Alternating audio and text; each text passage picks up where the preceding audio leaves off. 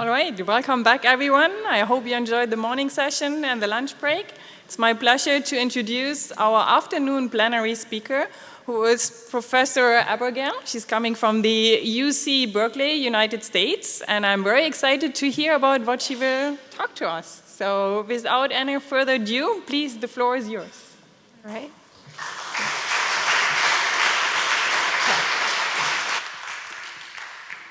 Thank you, Eva. And first, I'm going to thank the organizers of this conference. It's my first time in Tenerife. It's my first time attending SHIFT. So far, it's been pretty amazing. Hopefully, you're going to find some of the work my research group does interesting. It's going to be shifted a little bit from what you've heard so far in the last couple of days. No pun intended. Let me figure this out. OK.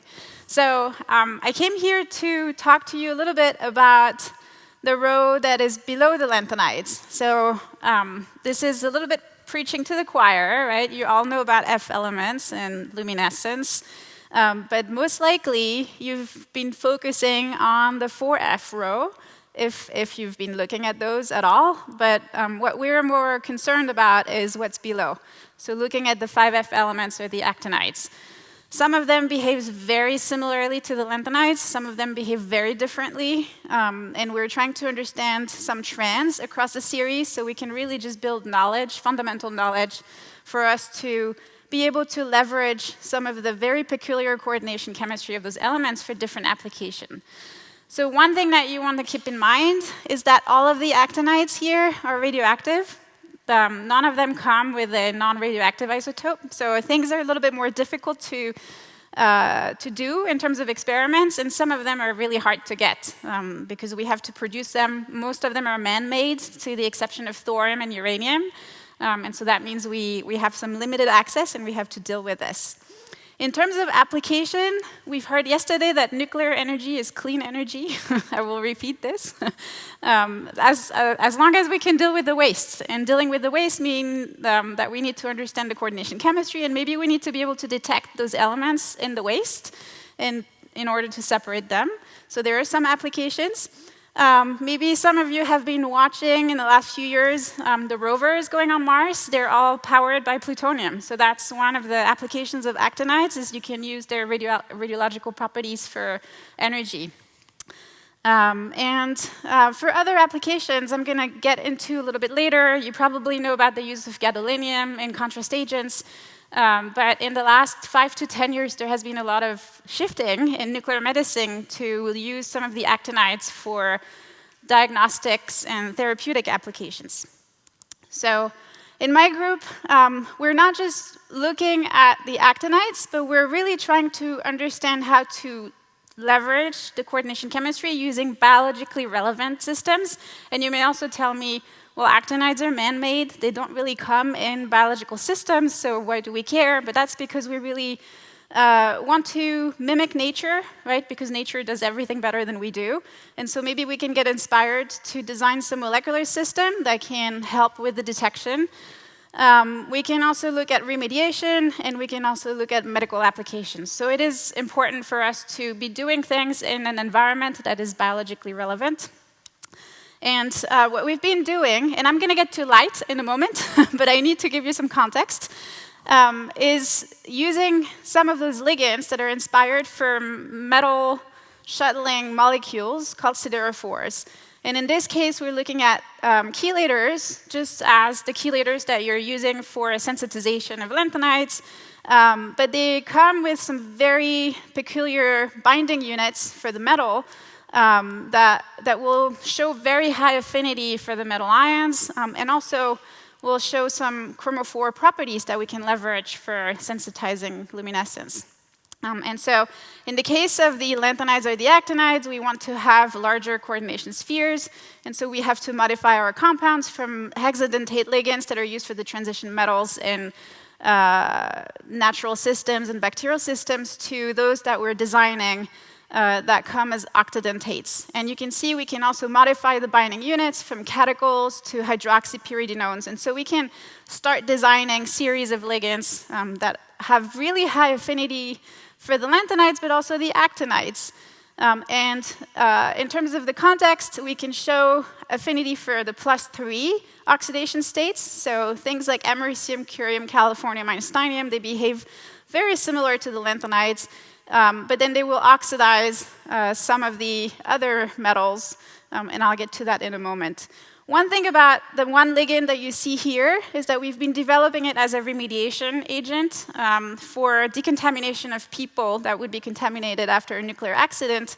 And it's been going through a lot of studies in animals to show that we can find metal ions in very complicated systems, like a living organism, and we can reduce the content of the contaminants as a function of the dose. And we've also gone all the way to clinical trials. And so what happens is we have kilograms of this compound in the lab, and we can do a lot of experiments. So let's go back to what we're really wanting to understand, is what is the actual behavior of those elements in various media, and in our case, in biologically relevant systems, so we can leverage their physical properties like luminescence. If we look at the coordination of those metals, and we look at the 5F orbitals of the actinides, right? So we're a row below the lanthanides that you're usually looking at.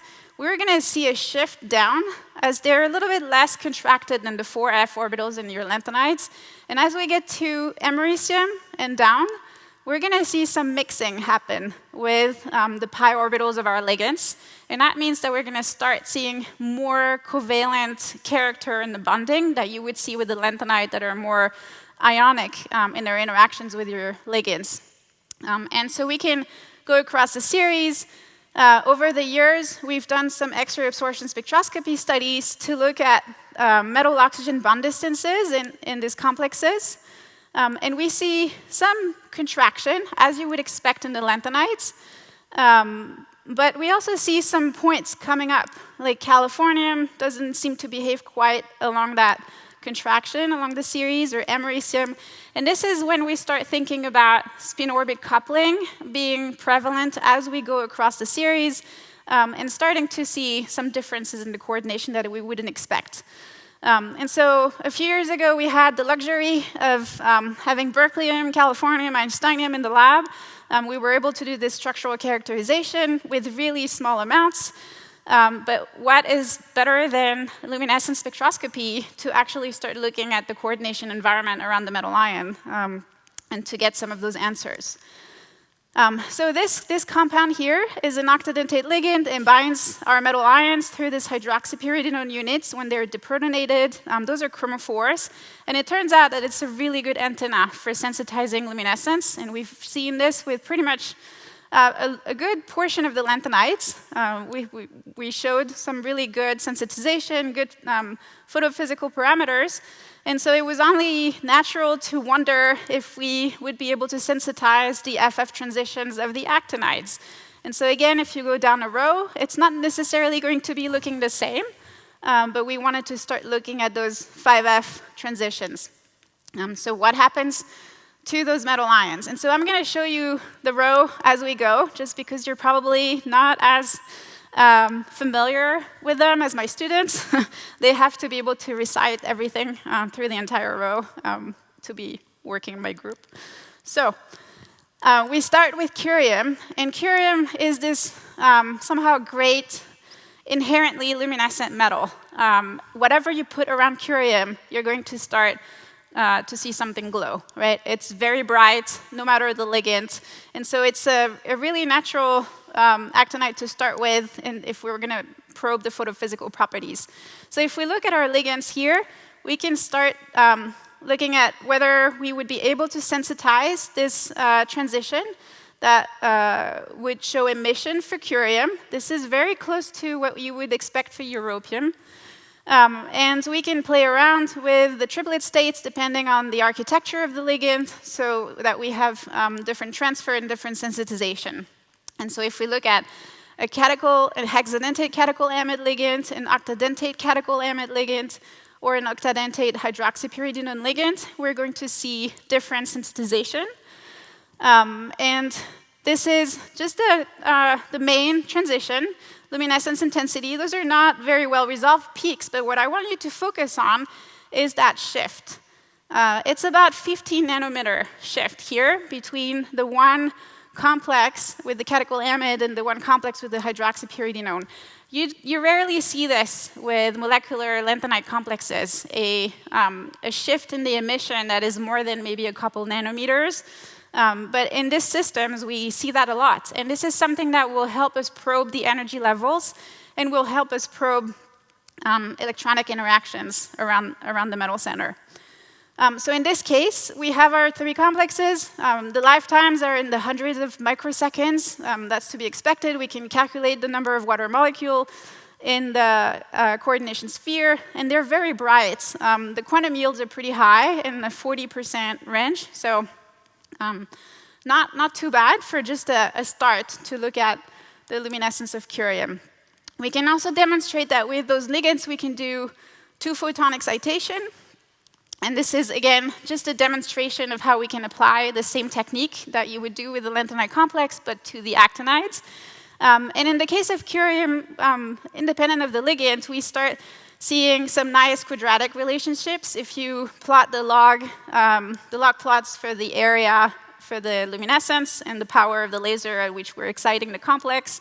But what's interesting is that you would expect the two-photon excitation cross-section to be independent of the metal ion. And that's what you would see in the lanthanides. When you do multi-photon excitation with a molecular system, usually that cross-section is not going to be different. When we move from a lanthanide to curium, regardless of the ligand, we're going to see a very large enhancement of the cross-section. And again, that is coming back to this more covalent character and more mixing in the bonding. And this is something that we can now probe with, by determining the cross-section. So if we move beyond, not beyond, but before curium, americium is another one that had not necessarily been sensitized before. Most of the, if not all of the actinide luminescence studies had been done in the solid state with direct excitation. And so this is where we really wanted to start probing the sensitization of those elements. And you can see with the one hydroxypyridinone complex that we can sensitize americium. We do see the ligand, but also here the metal transition that is not very well resolved, but it's okay. And so we're looking at this transition here. There is a lot of splitting in the ground state. And in the case of the two different complexes, now we're in the nanosecond scale for the lifetimes. And the quantum yields are really poor, right? We're not in the 40% anymore. So nothing like curium. But we're still able to sensitize americium. And we're almost able to resolve this band here, or at least start getting an idea of the splitting, the Stark's level here, between different ligands. And that will start helping us assess the symmetry of the different complexes. And so we have this for a series of ligands, but this is, again, not great resolution, but just a demonstration that we are able to sensitize those metal ions. And I'll get back to this, but keep in mind that we're operating in very low concentrations with very low quantities of metal complexes. So if we keep going down the series here, we wanted to be able to sensitize berkelium. That's the next one. And so those three, berkelium, californium, einsteinium, are not necessarily very rare, but they need to be produced in a high-flux reactor. And so we're fortunate to have the high-flux isotope reactor at Oak Ridge National Lab in the United States that can produce those elements. They do campaigns every other year, and so we get a few milligrams of berkelium every other year. And so we were able to do some experiments. In this case, though, berkelium-3 would be really hard to sensitize with our current systems that have really high triplet states compared to the transitions that we would want to reach. But we're able to oxidize the complex to a +4 complex, and now we get to a 5F7 system where the emissive transition is in the same range as what we've seen for curium and around the same also as what we see for europium. And so we were able to sensitize berkelium +4. And again, here, hundreds of microsecond lifetime. And however, very poor quantum yields. So not as bright as curium. You see there's a lot more quenching potentially happening. So this is, again, not telling us much if we're only doing the one system, right? Ideally, we would have a lot of people working on making a lot of ligands and starting to look at the differences in energies as we're coordinating those metal ions. But one thing that we've observed with a systematic analysis using the same ligand is as we go from europium to americium to curium to berkelium, we start seeing a pattern in the red shift of the luminescence from the aqua ion. So again, if you're looking at the lanthanide, you're not going to see much of a shift. But if we're looking at americium, we have about 8 nanometer move from the aqua ion. If we're looking at curium, it's about 15. Berkelium, it's about 16 nanometer. And so that's 12% about of your transition here. And that means that we're really probing the decrease in electronic repulsion around the metal center. And we're really probing the bonding right there as we're starting to see the orbital mixing kick in. So moving a little further, we were not able to synthesize californium because the energy levels are just not at the right levels for the ligand that we have. So in this system, we were not able to do this. But we were able to do this with einsteinium, and we got a little bit of a broader transition here. But what's interesting is that we see a blue shift from the aqua ion. And so this is where, based on the X-ray absorption spectroscopy studies and some of the studies I'm going to show you in a minute, we start seeing really spin-orbit coupling, a change of regime in the spin-orbit coupling past berkelium. And that's really interesting because this is where we start again seeing some differences in the behavior of those metal ions and something that we could probe and leverage.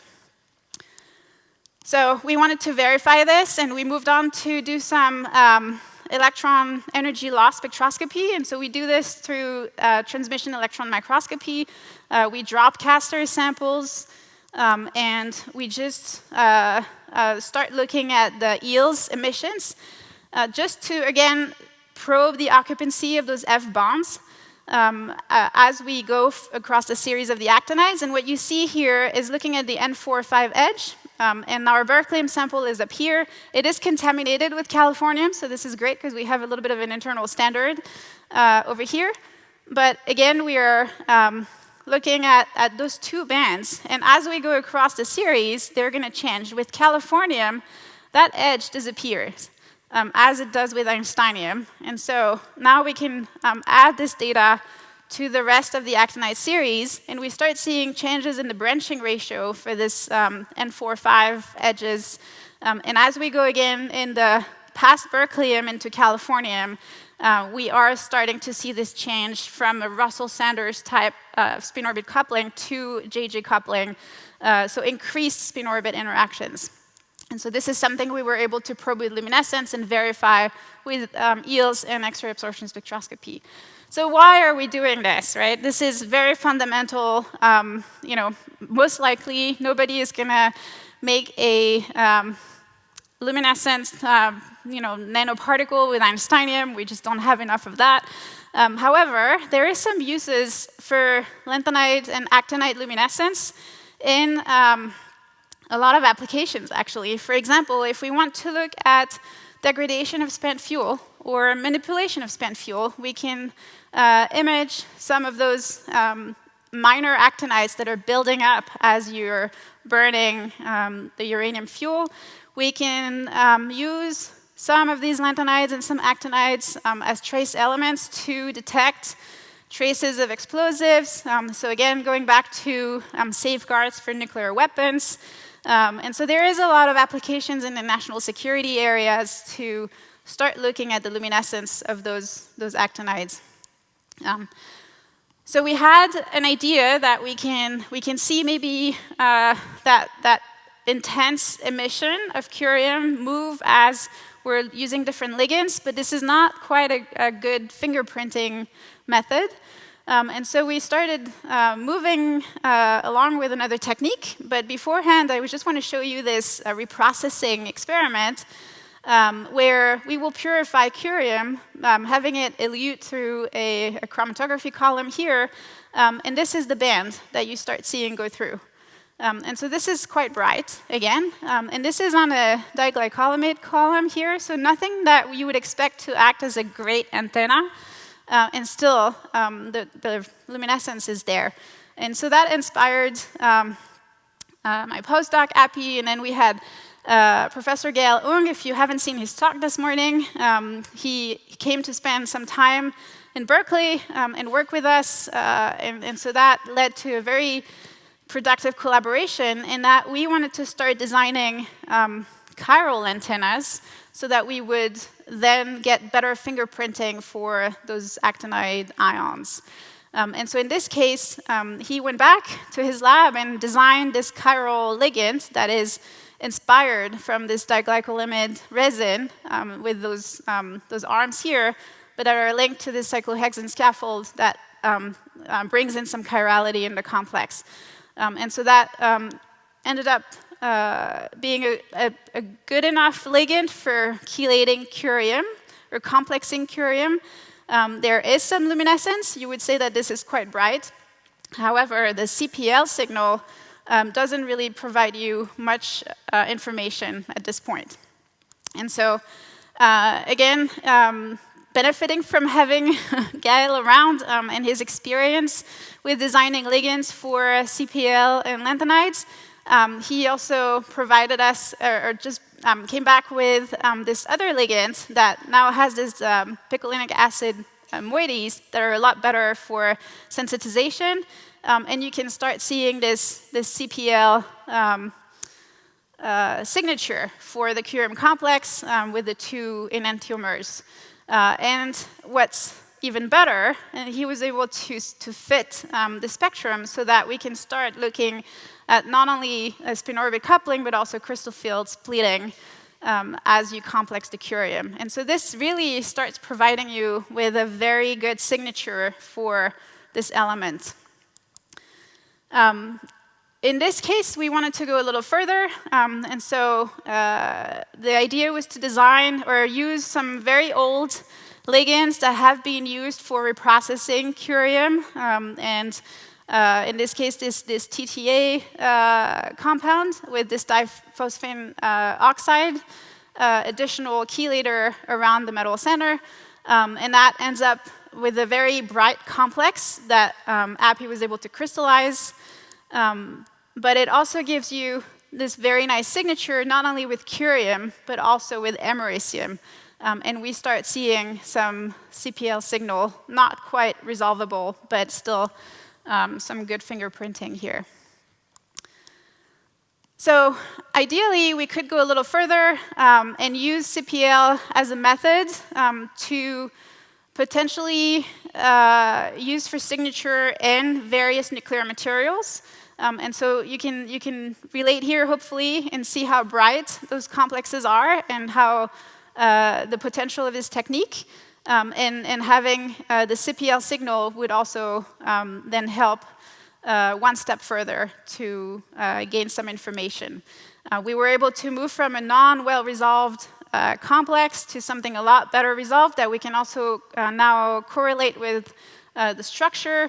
And we were doing this with all the lanthanides and more actinides, and also a better resolution here in the splitting. So that's for a signature with curium. But I'm going to step back for a second and go back to this idea of, I'm showing you this beautiful spectra.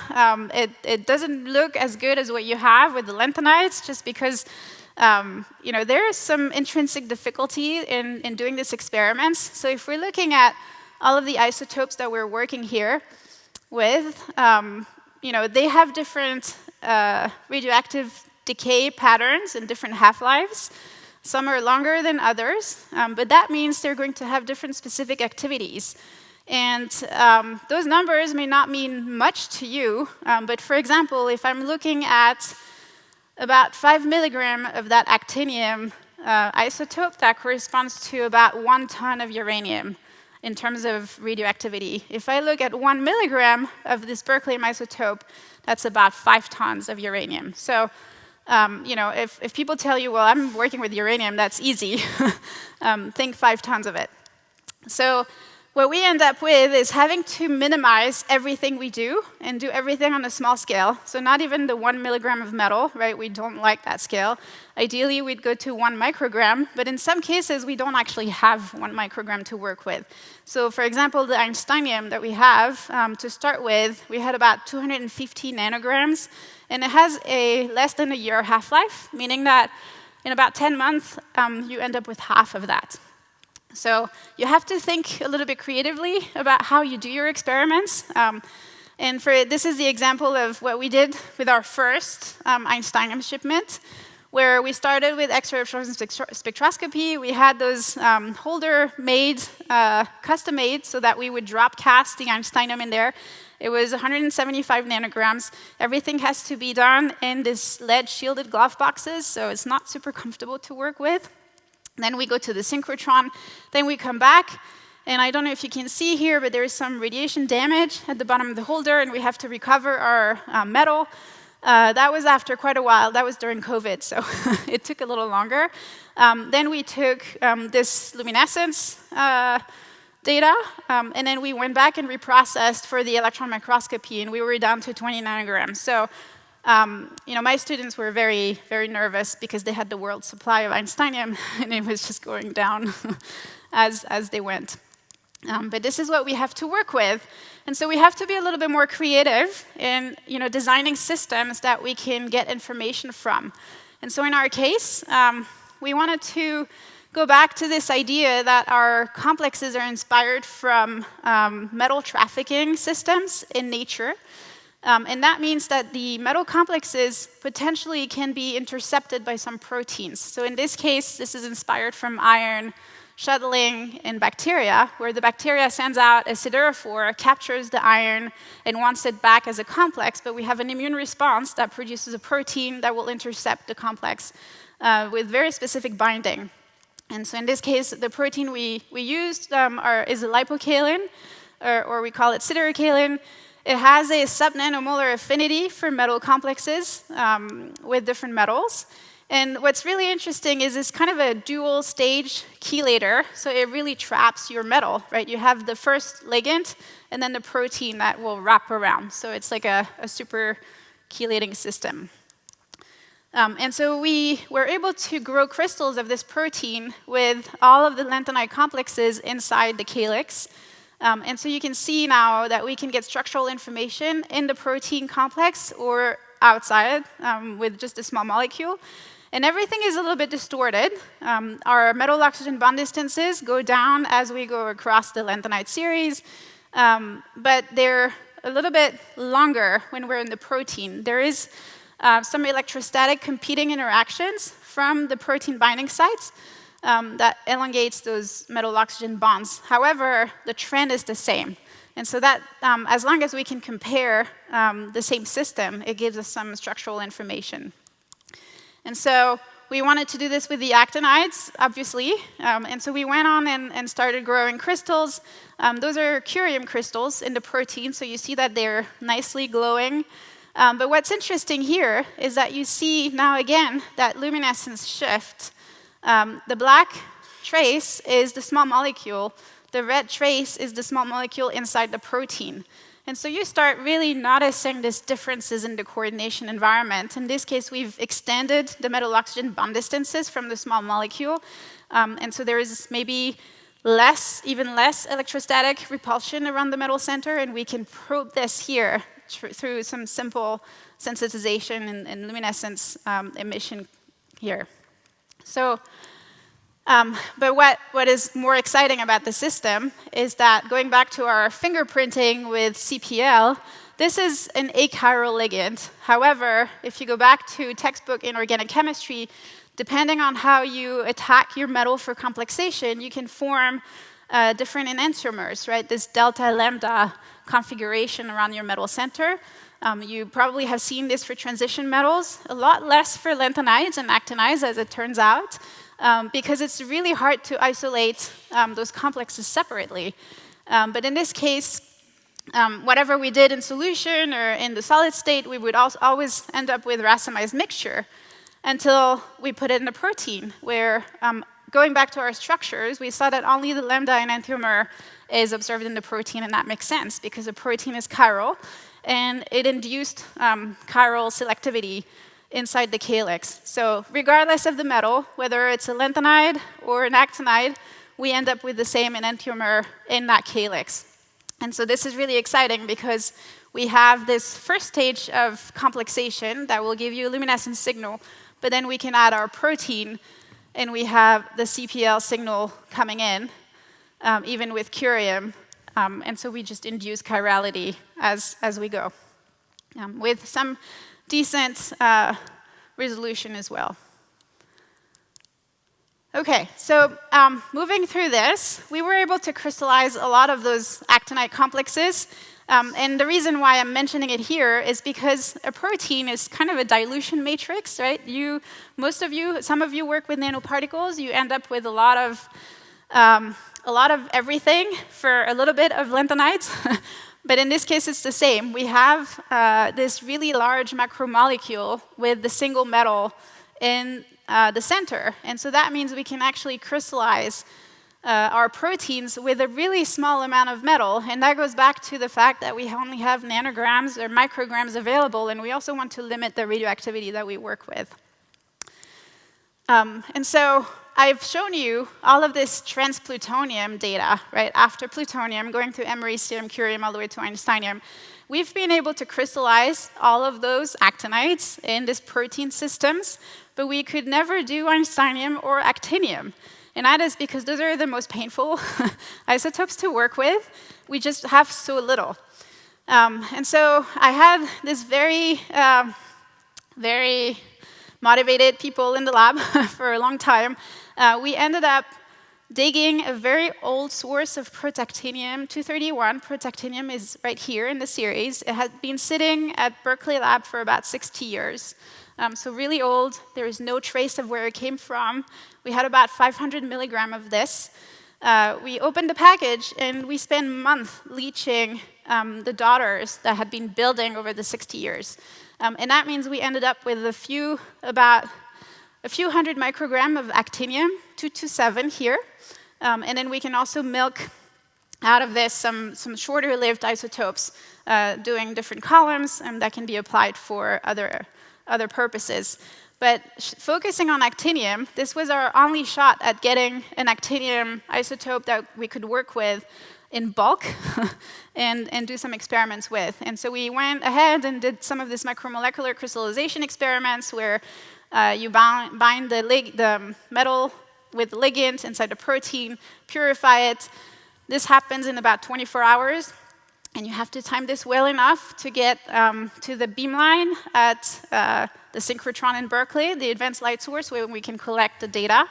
Everything is lined up in foil here, just because in in pharmaceutical research, people will ship their protein crystals and mount them on the robots, but the robot has about a 1,000th error rate. And so if we lose our crystal, we shut down the entire synchrotron. And so in this case, we have to line up everything in foil so that, just in case, we can recuperate our crystal. But what happened is Jen here was able to actually get a structure of the actinium complex inside the protein. And this actinium complex looks pretty much the same as all of the other lanthanide and actinide complexes we had inside the protein, except that we had some deviation in one of the hydroxypyridinone binding units here that was coming out of the way. And that is because actinium is the largest cation available in the periodic table. And so it has to really accommodate this really large metal in the bottom of the calyx of that protein. And what this did, though, is that it really stabilized the actinium complex. So the actinium complex in this protein is extremely sturdy.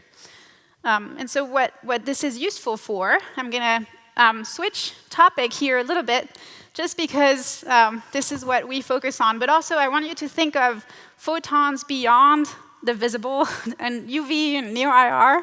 But this morning, we saw this really wide range of potential wavelength and energies. And so when we move to radiological properties, you end up with electrons, high energy alpha particles, but also a lot of gamma photons and X-ray photons. And ideally, we'd be able to leverage those decay particles to create some more photons that we can then manipulate. So going back to actinium, this isotope, actinium-225, is different from the one we did the protein work with. It has a 10-day half-life. And it has this really, really intricate decay for the nuclear chemists. It decays into 5 alpha particles, so lots of energy to get to a stable product. And the reason why it's so interesting is that alpha particles can deposit a lot of energy in a very short range, in a very local manner, and so they can create DNA double-strand breaks very easily. And so if you bring an alpha particle close to DNA in the nucleus of a tumor cell, you're going to do a lot of damage, a lot more than if you're looking at a beta particle, for example, that deposits less energy. And so in the last 10 years, if you're going to a nuclear medicine conference, very likely you're going to hear about targeted alpha therapy using actinium-225, in that people want to deposit this isotope in tumor cells to use all of those alpha particles as these little nuclear missiles inside the tumor cells. And so this is not a new concept, right? This is what nuclear medicine is about. We chelate our metal ion, we tether it to a peptide or an antibody, bring it to the tumor cells, and then release alpha or beta emission. Or you can also put a fluorophore and have some visible properties to look after. So again, to convince you that actinium is really important, we have 2 radiopharmaceuticals that have been approved in the past now 7 years in the United States, and they're almost routinely used at this point. Those are lutetium complexes that are tethered to peptides that will target the PSMA antigen or the somatostatin receptor for different types of cancers. And if you look at this image, which came out of a clinical study from Germany in 2016, this is a patient that had a very widespread cancer that was given this lutetium PSMA treatment. And you see that the cancer is still there after 2 treatments. Lutetium is a beta emitter, so the beta particles don't do that much damage. But then you replace lutetium with actinium-225, and you see that after a couple more treatments, the patient goes into remission. Okay, so this is really due to the high linear energy transfer of those alpha particles. So actinium-225, wherever you go in nuclear medicine, is like the holy grail. And everybody wants to be able to use this. However, it's very difficult to work with. We only have the one isotope that we can do bulk chemistry with, that's actinium-227. The chemistry is very difficult. And it hasn't really been successfully attached to antibodies quite yet, just because the chelators are not necessarily well developed. And so we've been looking at developing chelators so we can look at how to target various cancer cells. This is an example where we have trastuzumab as an antibody targeting HER2-positive cells. The fluorescence here is coming from FITC, and so we can image the targeting. But here, we also, when we put actinium in there, we want to be able to image the DNA damage. So what you see in those cells, those very linear tracks, those are the alpha particle tracks. Those are the DNA double-strand breaks, to which you see this protein becoming phosphorylated, and we're actually imaging the phosphorylation of those proteins. And so at this point, if we're managing to put actinium in the cancer cell, we're able to do quite a lot of damage. So going back to this, how do we create something great that has a fluorophore, that has an actinium atom to destroy the cancer cell, without having to do some really intricate organic synthesis to link to antibodies? We wanted to go back to our protein idea, and we've been working with a group at the Fred Hutchinson Cancer Center in Seattle, where this protein can be fused with the antibody, and then we can just add our actinium complex that will bind the binding site. And hopefully, we can also somehow leverage some luminescence properties. So I told you about this superchelator idea. If we look at the stability constants of the protein-metal complex with actinium, is one of the highest reported so far. And we can really form this fusion protein with whatever antibodies. In this case, we're using trastuzumab. And inserting actinium, we can also insert another isotope of lead or yttrium isotopes, or depending on which ligand and metal we choose, we can produce this targeting complexes. So just to leave you with this image of not a luminescence image, but a positron emission tomography image where the positron will annihilate with an electron and produce these gamma photons that we detect. In this case, we are using zirconium-89 to emit the positrons, and we see accumulation in our tumor when it's targeting. We don't see anything in the tumor when it's non-targeting. And if we use an alpha emitter, we start seeing some tumor control after targeting. So this is quite exciting, where we can actually use those actinides for some good purpose. OK, so hopefully I've convinced you that there's something below the lanthanides. And there are some really interesting properties to leverage with the actinides beyond just their energy.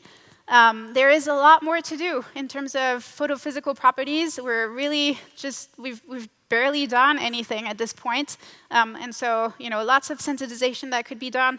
Lots of use, up and down conversion hasn't really been explored with all of those metal ions. So, there's a lot of pathways that could be leveraged. And then lots of interesting biomolecular chemistry that could be used for nuclear medicine applications.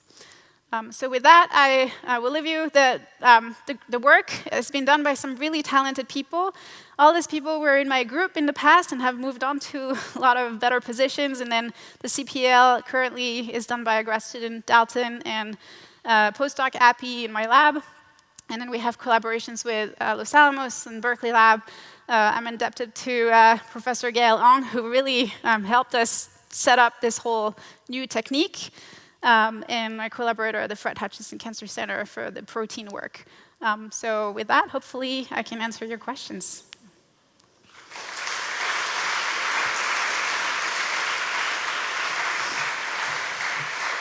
Thank you very much for this amazing shift towards one row below the lanthanides. And we have plenty of time for questions.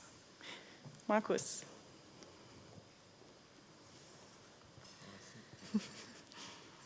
It's OK. You two can fight over it. Beautiful chemistry. Thank you very much.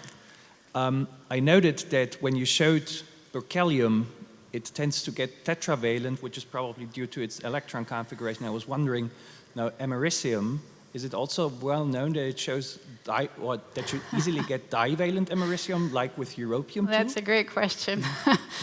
I wish. I think so. Americium and curium are the most difficult elements to separate, and people are desperately trying to manipulate the oxidation state of americium because curium is 5F7, it's very stable, but americium could be shifted.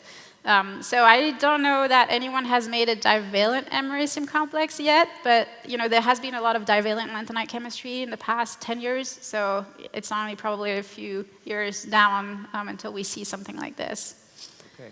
Yeah. Wishing you luck. Thank you. And Bryce? Super talk, Rebecca. Thank you. I had a question. I'm a bit naive in this area, but what can you say about the stability of all your organic ligands when they're being bombarded with alpha and beta and gamma and I don't know what else? Yeah. So it's expected that if you have a chelator with an alpha emitter, once the alpha particle is off, there is some recoil from the daughter, right? There's a lot of momentum, and most likely the bonds are going to be broken. So there won't be a complex anymore once you've released that alpha particle to start with. This is one reason why it would be so interesting to put this in a nanoparticle matrix, right? Where you can kind of control the recoil and still get your alpha particles out. Yeah.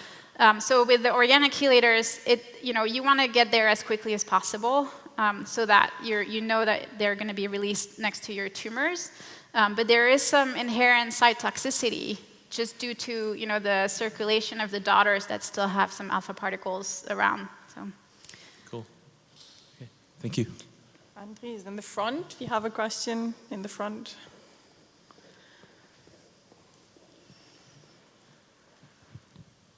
Yeah, beautiful spectroscopy. I have a question about what may be your favorite element, berkelium. Sure. You showed for berkelium 4+ that the quantum yield was 2 times 10 minus 5, and the lifetime was 188 microseconds. Now, Yeah. if that's non-radiative decay, then the radiative lifetime would be 10 seconds. Yeah, it's really lousy. But 10 seconds would be too long. I mean, if the lifetime is 200 microseconds... Or I think we start getting in the limits for determination of our quantum yields. I wouldn't give so much. It's just that we are really low concentrations, and that's the limit of our detection. But the lifetimes, and we have a couple other complexes where we do see around 100 microsecond lifetime. So those are pretty robust. I would say the quantum yield is to be taken with a grain of salt. Yeah. It's just to show you the difference, because with curium, it is so bright. It's a lot brighter than most lanthanides we work with. But with all of the other actinides, we see a lot of just not great decay properties. Okay. Thank you. I'm having a question, if I might. So you showed all these beautiful complexes. In the end, also some potential biomedical applications for therapy. And you mentioned also that sometimes it's of interest to add a fluorescent dye on the surface. So I'm wondering, couldn't you do heterometallic complexes, where on the one hand side you would do similar games like people do with europium-terbium energy transfer, and then maybe combining one of the actinides for the for the radiomedicine and a lanthanide for the near-infrared emission? Yes, so I think we have a couple of experts here who do heterometallic complexes. I think that would be difficult in terms of the synthesis, but there are actually 3 new isotopes of terbium that people have focused on producing, again, in the past few years. One is for positron emission tomography, one for SPECT, and one for alpha emission, and terbium, as we know, can be sensitized. And so ideally, we could also leverage all of these highly energetic particles, the alpha particles and beta particles, they will somehow disrupt your medium and result also in Cherenkov luminescence, which is this broad luminescence in the 200 to 400 nanometer range.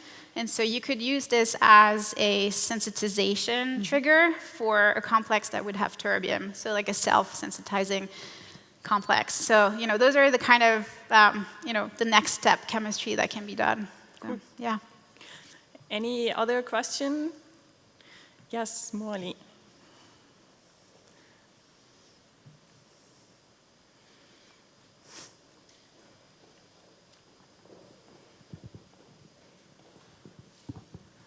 Beautiful talk. I have a magnetism question. No, I'm just kidding. I understand your love for this actinide, but what about radioactive lanthanides? I know. Well, the more we have, the better. So there is lanthanum, there's lutetium, there's terbium. They're all coming out right now. Yeah, there is a lot to do. This whole field, the actinides have been there for a while, right? But the production of radioactive lanthanides for medical applications is really something that started in the last 10 years.